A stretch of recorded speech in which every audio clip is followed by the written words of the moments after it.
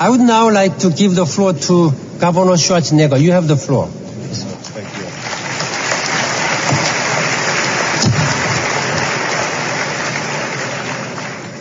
Well, thank you very much for the wonderful introduction. Thank you, Secretary General, Mr. President, distinguished delegates, ladies and gentlemen. I've come to feel great affection for the peoples of the world because they've always been so welcoming to me.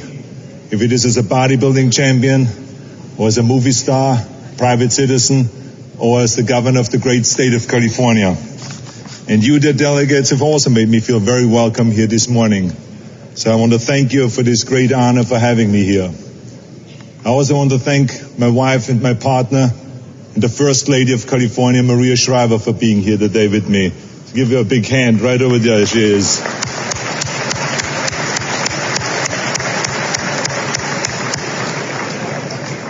Now, I've been asked to talk to you today about what is happening in California. What are we doing about climate change?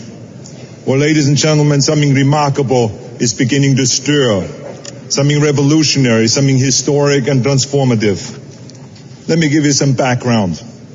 California already leads the nation in information technology.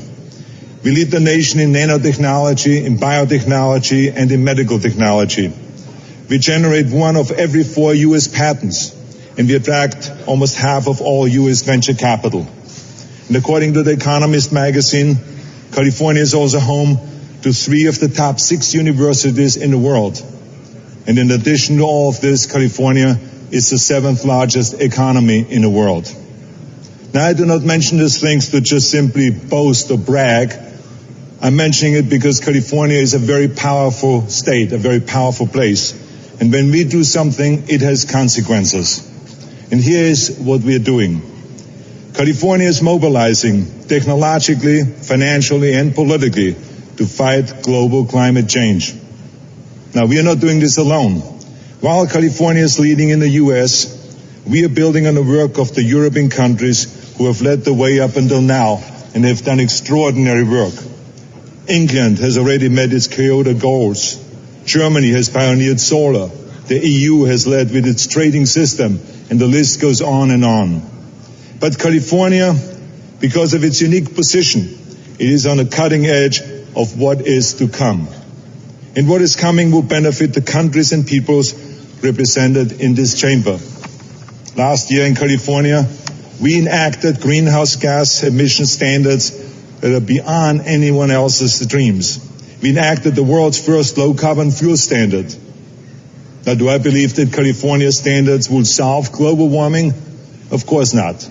What we're doing is changing the dynamic, preparing the way, and encouraging the future. The aerospace industry built the modern economy of Southern California.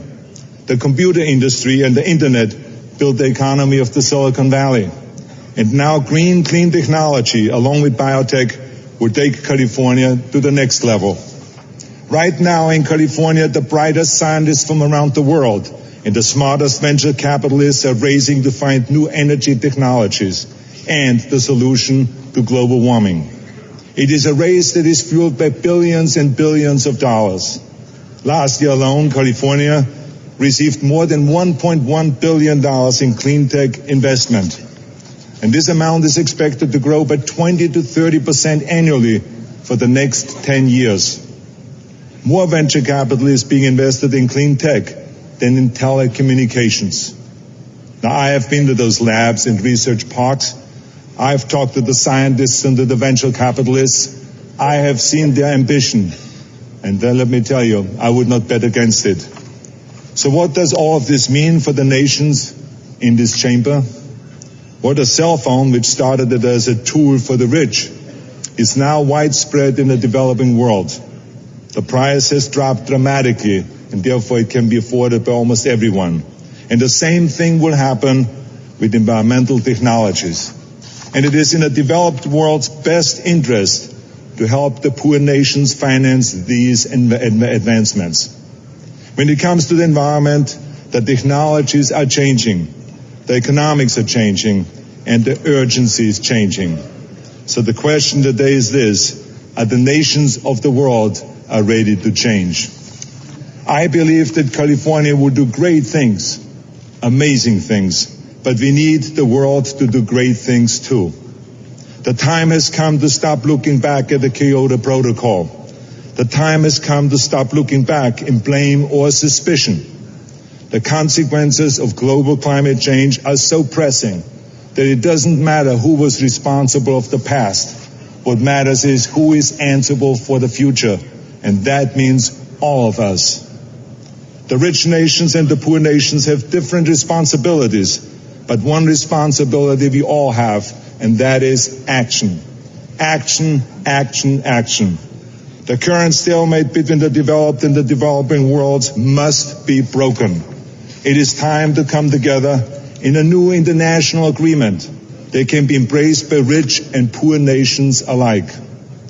California is moving the United States beyond debate and doubt to action. So I urge this body to push its members to action also. Ladies and gentlemen, in closing, let me just say this. Do not lose hope. I do not believe that doom and gloom and disaster are the only outcomes. Humanity is smart, and nature is amazingly regenerative. I believe that we can renew the climate of this planet. I believe this 100%. So I pledge to you, the members of the United Nations, that we in California will work with all our heart to this end for which we all long. Thank you very much. Thank you.